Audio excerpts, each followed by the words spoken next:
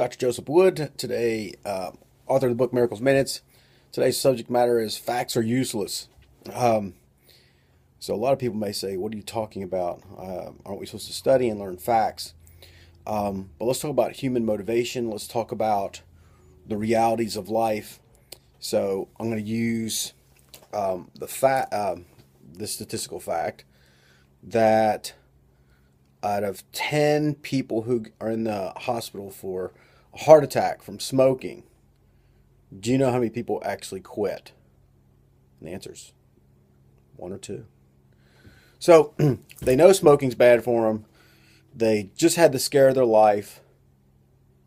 Why the hell won't they change? What is it?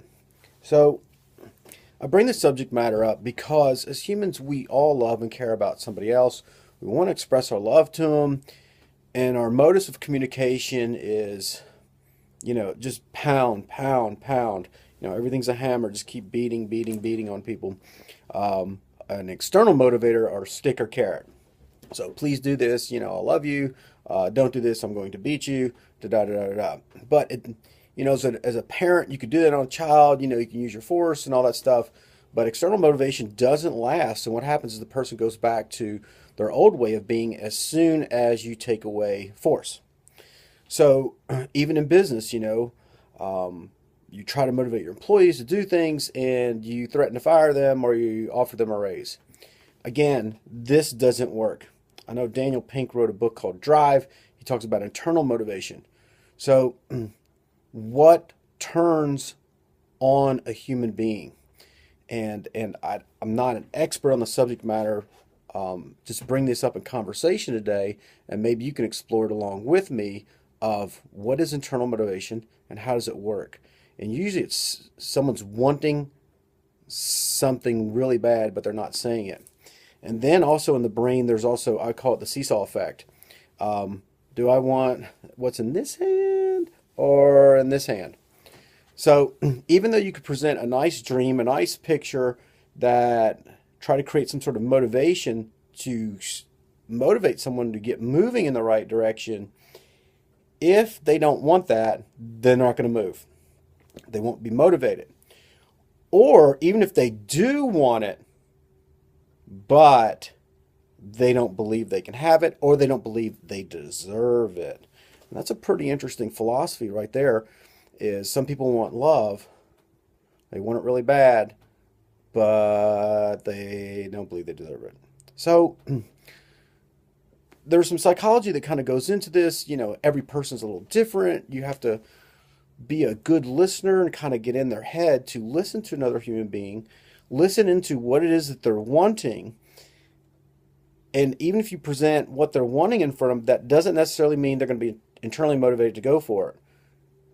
Because if they don't believe they deserve it, they believe they're a bad person, then they'll self-sabotage and they'll go, because smoking, overeating, and everybody knows that eating McDonald's food's bad for you. Everybody knows you need to exercise more. No one's ignorant of these facts.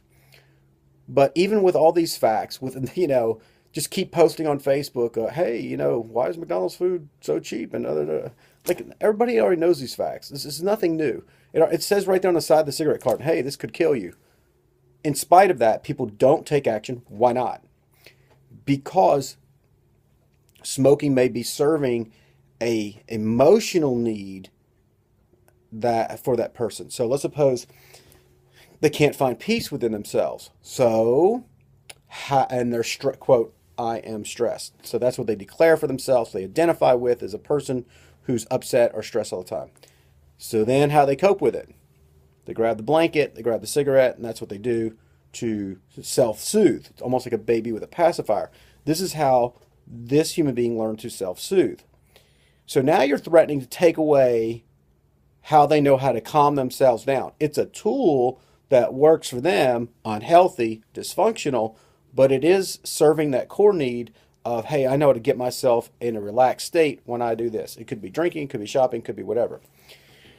These are coping strategies. They're dysfunctional. They're not healthy. They still need to have the core need met of being at peace.